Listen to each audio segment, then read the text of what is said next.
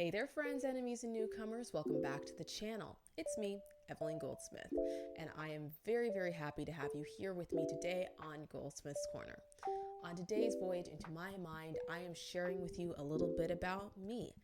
As we start this journey together as a little online community, I feel it's very important for you guys to understand a little bit about me, my background, who I am as a person, what my beliefs are, what are my likes, what are my dislikes, so we can get better acquainted with each other, and so it's more clear to you as the viewers what it is I'm exactly trying to communicate. I think this is important mainly because I'm a Gen Z person who grew up with a little bit too much access to the unlimited internet, and I have witnessed, as we all have witnessed, a number of rises and downfalls of certain social media personalities because they just weren't honest enough about their past up front.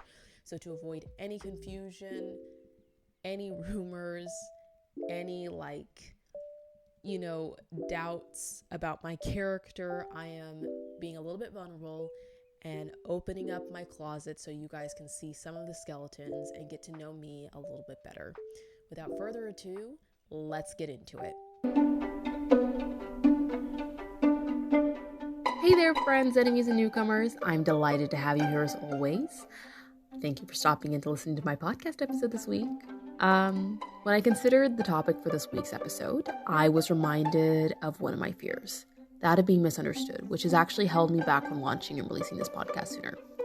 Part of what haunts me most about my life is looking back and contemplating the plethora of incidents in which I have been misread or misinterpreted, which I will confess at times was at my own oversight.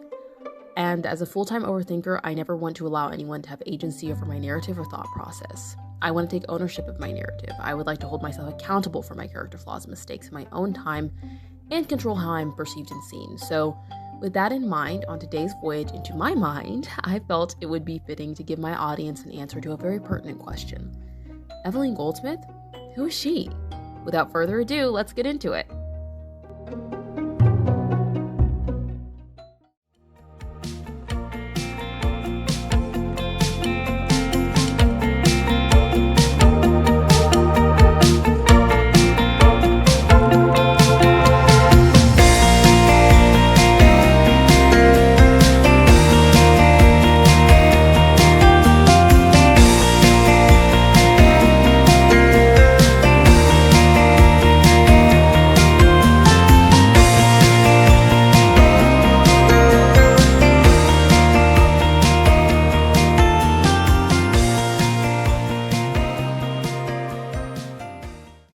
Hey everybody, welcome back to the show. It is lovely to have you all listening. Thank you again for tuning into this week's episode. In our conversation today, I'd like to tell you a little bit about myself. As I mentioned in the introduction, I want to avoid as many misconceptions and misunderstandings as possible. But I also know how important it is for my audience to know how I think and why I think that way. So to start off, I thought it would be fun to break the ice with some general Evie trivia. And so I asked my friends and family which questions I should answer to get us started before we really dived into it today. Today's question of the day is, what is a fun fact about you? A fun fact about me is, English was not my first language of acquisition. For those of you who don't know, I'm genetically African, Ugandan, and North African specifically, but my parents are Indian and American.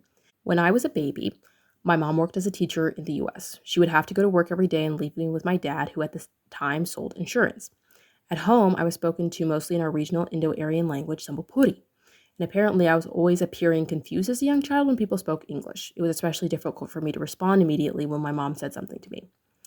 Eventually, due to our immigrating countries, my dad's intense work schedule, I lost daily familiarity with my home language. But to this day, it's a language I get very excited to hear around me, and there's something very comforting and familiar about it. I'm trying my best to pick it up again. I've been practicing Sambopuri and Hindi with my dad at home now, and in the year that I lived in Spain, I was blessed to be taken in by the sweetest Pakistani family there. They graciously helped me start learning and practicing Urdu. So, I've been working on not being such an embarrassing first-generation child of an Indian immigrant born in the US. But I still have a long way to go in defeating the stereotype that I'm completely disconnected from my heritage and culture. And this seems like an appropriate place to segue into my life story.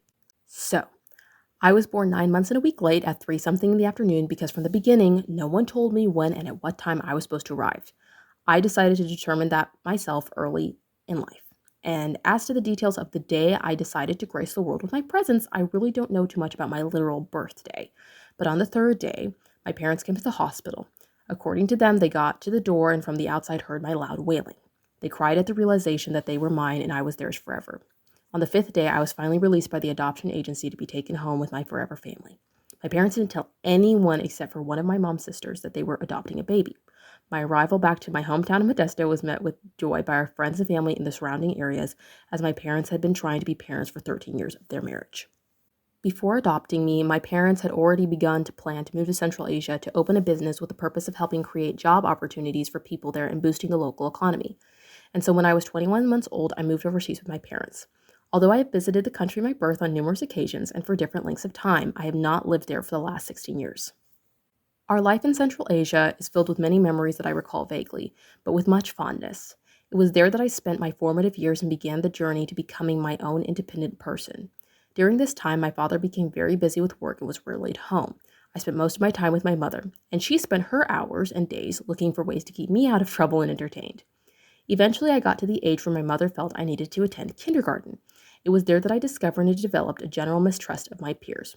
Although I developed necessary skills such as being exposed to and understanding and beginning to speak Russian, I got bullied quite brutally. I switched kindergartens twice because of our change in living locations. Outside of school, I had many little friends of whom I hold deep, affectionate memories. Most of my friends as a little girl were little boys, and this caused problems when I played with little girls because despite being girly at heart, I played rough like a little boy. Eventually, though, I became friends with a few girls and I developed many of the necessary social skills to interact in a healthy way with both boys and girls. Growing up in Central Asia was certainly interesting for me. I loved it. I loved the food, I adored the people, I enjoyed the parks, I appreciated the holidays. But unfortunately, due to an unforeseen turn of events, we were forced to move.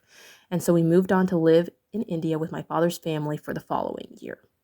At that point, I was around 6 or closer to 7, and I got to spend quality time with our loved ones, family and family in India. In that year, I split my time between Delhi and Orissa, homeschooled by my mother, a teacher for 20 plus years. I also spent time with my father's family who lived right below us, antagonizing my cousins and keeping my grandparents entertained. It was at that time that I decided to get baptized, having already accepted the Holy Spirit into my life at 2 years old while still in Central Asia on a night where I apparently didn't want to go to bed early. My grandfather, a retired statistician, became a pastor in his retirement. He and my aunt interviewed me for several hours, as I recall. They determined that my desire to be baptized came from a genuine place. In light of this, my grandfather in our backyard, in front of our Christian and Hindu neighbors, baptized me. India for me was a very exciting adventure. I recall going on many long car rides across the states and spending time with dear friends in Delhi and Orissa. But my grandfather knew my dad could not stay there long term. We returned to USA for 4 months before moving for the next 9 years to our home in Dubai, and we've been there ever since. Dubai is where my strongest recollections begin. I was 8 when we moved there, and I wouldn't leave for a long period of time till I was 17. The first couple of years living there was difficult for me. I spent them without any real or close friends my age. I also developed an autoimmune disorder which negatively affected not only my physical and emotional health, but also my learning ability, behavioral actions, and interactions with others. Eventually, though, I found my place, and I fell in love with my life with a few rough patches here and there, until I was about 14. I don't want to stay on this for too long, but I found myself in a dark place by the time I was 15. I had some negative experience in some of the friend groups and social environments I had previously been a part of and built my life around. I began to act out because I wasn't quite myself, and by 16 I had resigned myself without even realizing it to living in this jaded state of misery. But that same year, I visited the family I mentioned earlier, and I needed to find a new school to attend.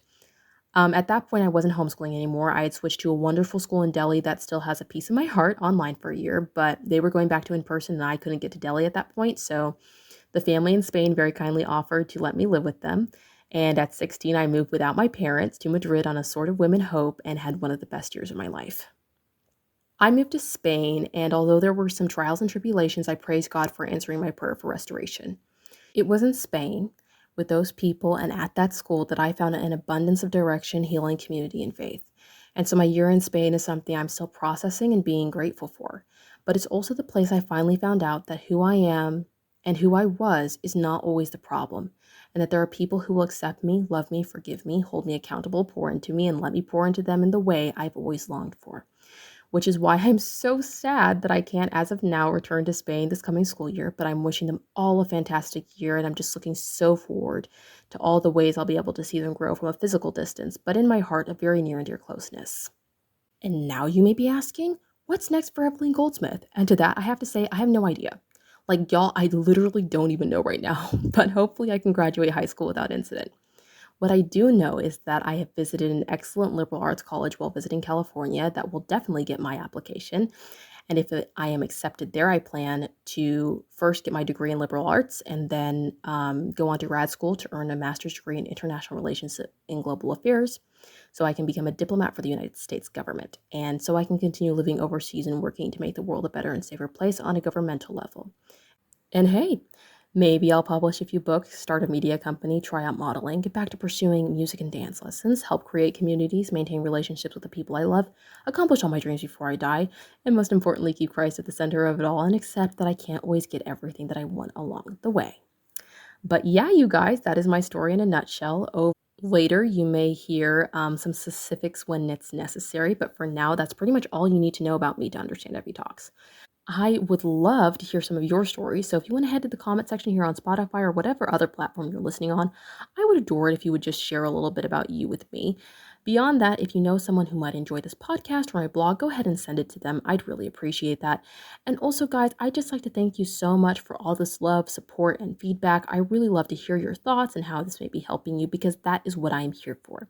And with that, I'm going to leave you guys be. Next week, we're diving into a book review to kick off our journey. I'll share my thoughts on a trash romance novel that has lessons for us all. Girls, boys, old people, young people, really everyone.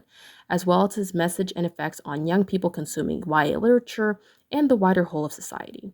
So even if you're not sure that's something you'll be interested in, I promise it'll have something for you and I really recommend turning in. This next one is about to get really interesting. So see you next time and bye y'all.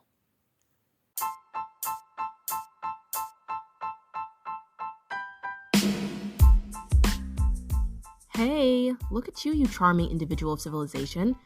Thanks for stopping by and having a chat. For now, you can continue listening to my podcast, Evie Talks, on whatever platform you are on, or you can continue on with your day and leave me here by myself to be alone and bored, thinking about why I exist and also how much I want to snack right now. I really want to snack. Anyway, whatever you choose, God bless, and remember, whatever you do today, try to leave a positive influence. I'll see you next time.